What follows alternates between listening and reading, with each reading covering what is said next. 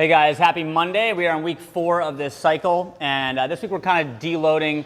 Every Monday we've been doing front squats for the last 3 weeks. We're going to be doing some single leg work today, and then next 3 weeks we'll be going into some tempo front squats. So for this week we are doing split squat lunges with front rack position. So the way this will look, all right, you're going to take the bar out in that front rack position. Find your split stance, okay? So this takes a second. Notice my feet are wide, right about shoulder width, same as my squat stance. We don't want to stand on a tightrope because this will feel hard to balance, okay? So find that nice wide stance, okay? Keep the chest and elbows up, and you're going to drop the knee to the back ground, tap, and then stand back up.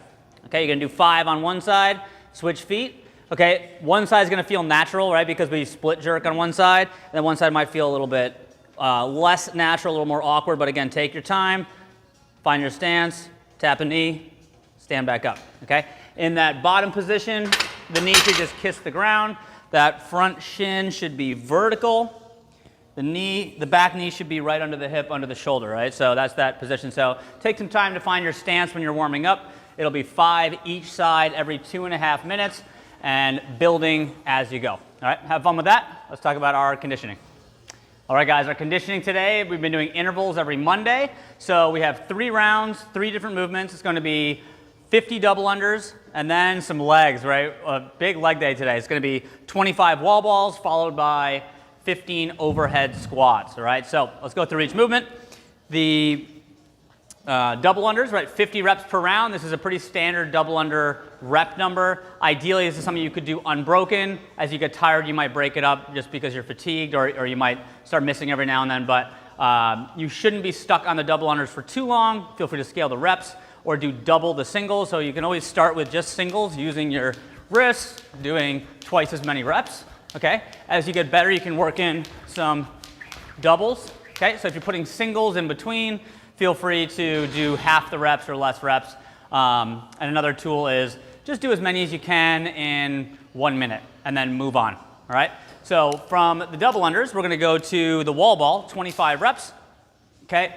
25 is a decent number, so you might not do this unbroken. The stronger athletes might, but as the rounds go, this will get harder. But main thing here, we want to focus on getting a good squat and being consistent in our target. So the position, when you set up, always keep your eye up on the target. You get a good deep squat, moving 1 rep into the next, okay?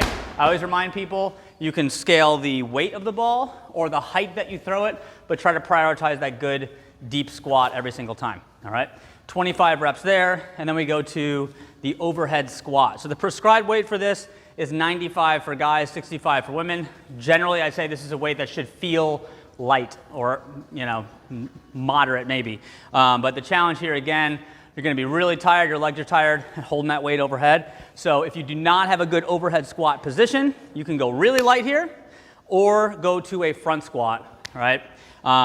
But 15 reps, the overhead squat, you're going to be power snatching it overhead probably. So if this were off the ground, I could power snatch it overhead. If you're really tired, you could go clean to the back.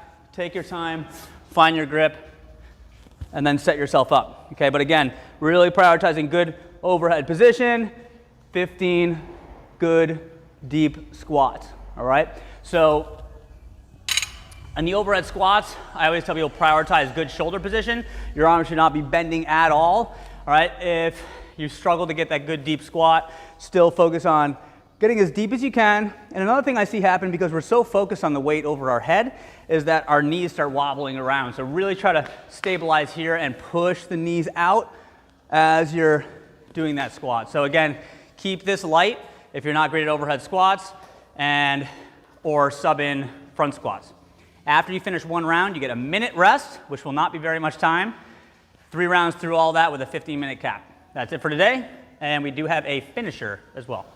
Okay guys, quick finisher we got for you today. The first movement is going to be accumulate 2 minutes in an L hang. So accumulate means that you can rest as much as you need and accumulate 2 minutes total, all right?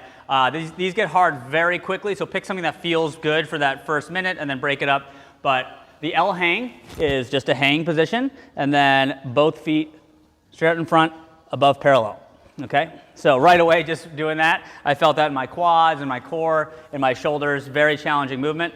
To scale that, just reduce the leverage in that position, meaning shorten your legs. So the further your legs are out in front of you, the heavier it's gonna feel in your hip flexors and your core. So common will be the chair sit, so lift your knees up above parallel and just try to hold here. You can also do a single leg, alternating, okay?